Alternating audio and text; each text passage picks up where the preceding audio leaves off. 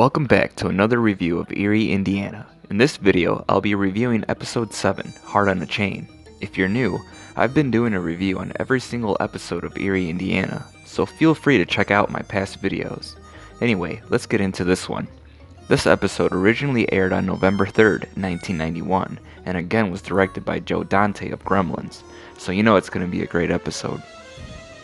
This episode starts off with Marshall and Melanie, who was played by Danielle Harris, who was known for Halloween 4 and Halloween 5, standing at a grave in a cemetery. They kiss, and the camera zooms in on the name of the grave, which says Devin Wild. It then goes back a month ago, a week before the big 7th grade dance. Marshall was in class, hanging out with a new kid named Devin Wild, who was played by Corey Danziger, who I recognize from The Burbs. Marshall says that he hung out with Devin because in Eerie they were both outsiders. Live fast, die young, leave a good-looking corpse. The teacher, Miss Annabelle Lee, who was played by Sarah Lilly, who I recognize from Gremlins 2, comes in and introduces a new student.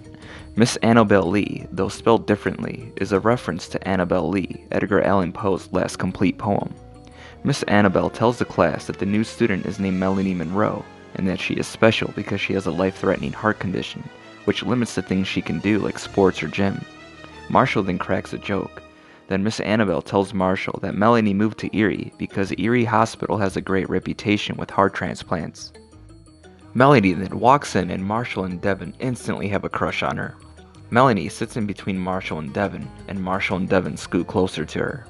It then cuts to Marshall and Devin telling Simon how cool Melanie is. Simon asks what's so cool about the girl. Marshall then tells Simon she needs a heart transplant, and that her life is always on the line.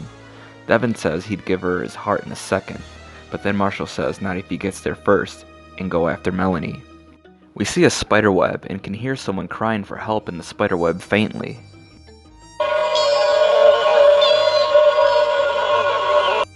I love the creepy little details they added. Anyway, Marshall and Devin catch up to Melanie and introduce themselves to her, and ask her if she remembers them, and she says how could she forget.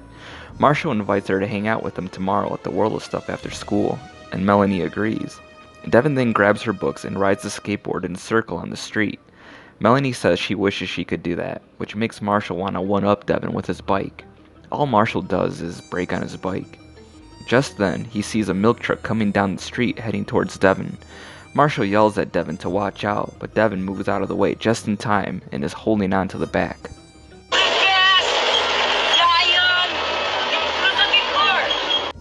It then cuts to Marshall eating dinner with his family.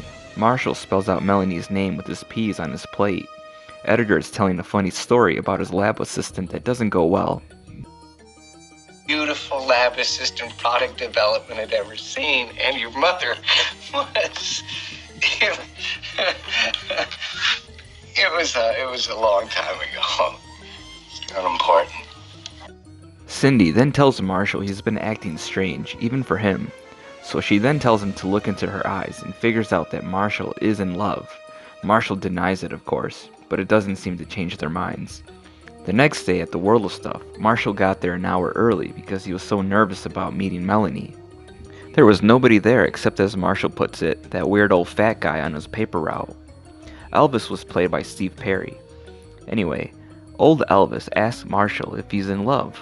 Marshall then says, how did he know that? And Elvis says it was his eyes. They gave it away every time. Marshall then considers buying some sunglasses. That's it. I'm getting sunglasses. Elvis tells him that he should buy her something tender and nice, like a Cadillac. Marshall says he can't afford a Cadillac. Then Elvis says he'd give him one of his, but he's fresh out. But Marshall still thinks it's a good idea to get her something nice. Elvis then warns him about love, that it's a heartbreaker. Marshall then eyes a heart-shaped box on a case. Devin and Melanie arrive and have a good time at the World of Stuff.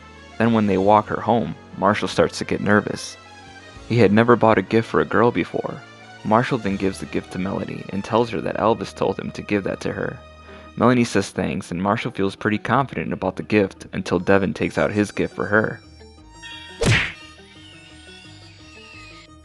Melanie gives them both a kiss on the cheek. Marshall and Devin are going home talking about how cool Melanie is. Devin tells Marshall that he's planning on asking her to the dance and if Marshall would be okay with it because he knows Marshall likes her too. Marshall says he's okay with it, and then Devin rides on the street with his skateboard again, and again the milk truck coming down the street. Marshall yells at Devin to look out, but this time Devin didn't look, and the truck hits him, basically killing Devin. It cuts to Melanie opening up her gifts from Marshall and Devin. She opens Marshall's gift first, and the heart opens up and plastic tubes shoot out. Even Marshall says that probably wasn't the best gift to give to a person with a heart problem.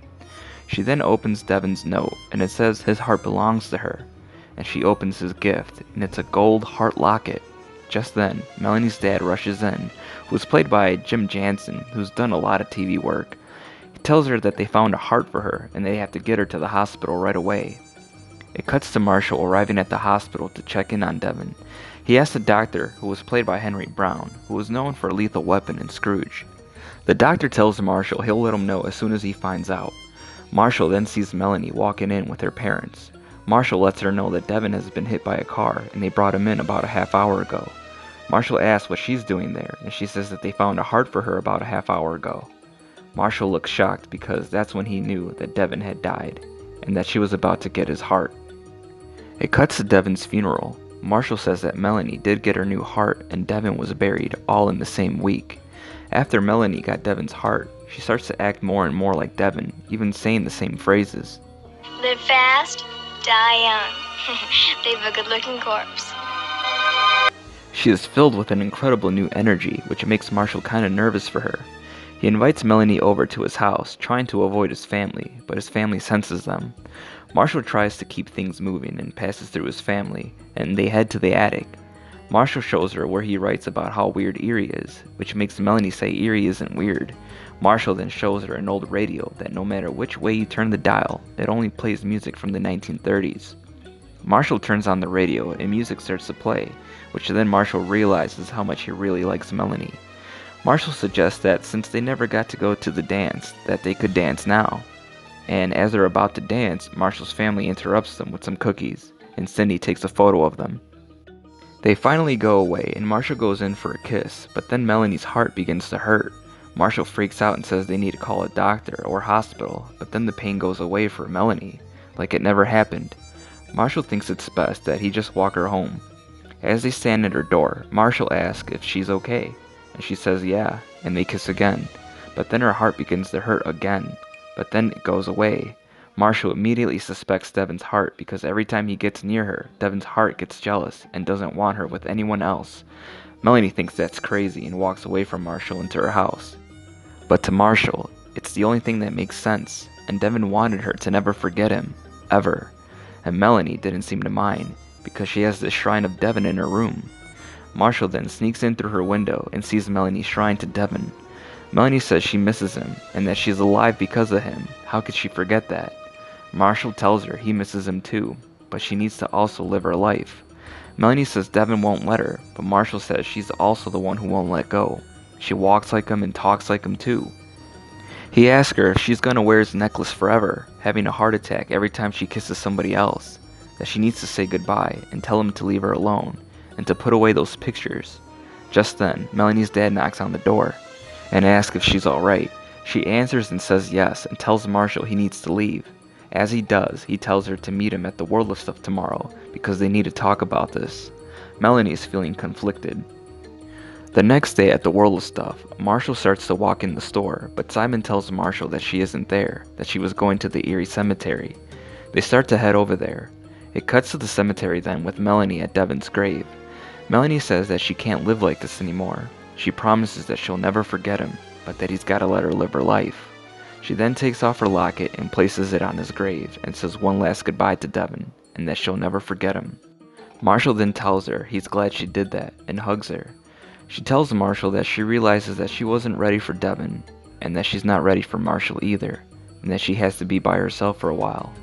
Marshall agrees, but they kiss one last time. She then gives Marshall Devin's locket and says goodbye. Marshall then notices Simon just standing there and asks Simon if he wants to go look for UFOs, and Simon agrees. As they walk away, you can see the Grim Reaper walking past them. It then cuts to Devin's grave statue, shedding a tear, which is kinda sad, and that ends the episode. Well, that was episode 7 of Eerie, Indiana, and I think this was so far the best episode. It had so much emotion and heart, no pun intended. They talked about death and love, and for a kid's show, the acting was great, and the story as well was excellent and sad actually. I really enjoyed watching this episode and doing the review. Let me know what you thought of it and if you remember this one. And thank you for watching, and I'll see you in the next one.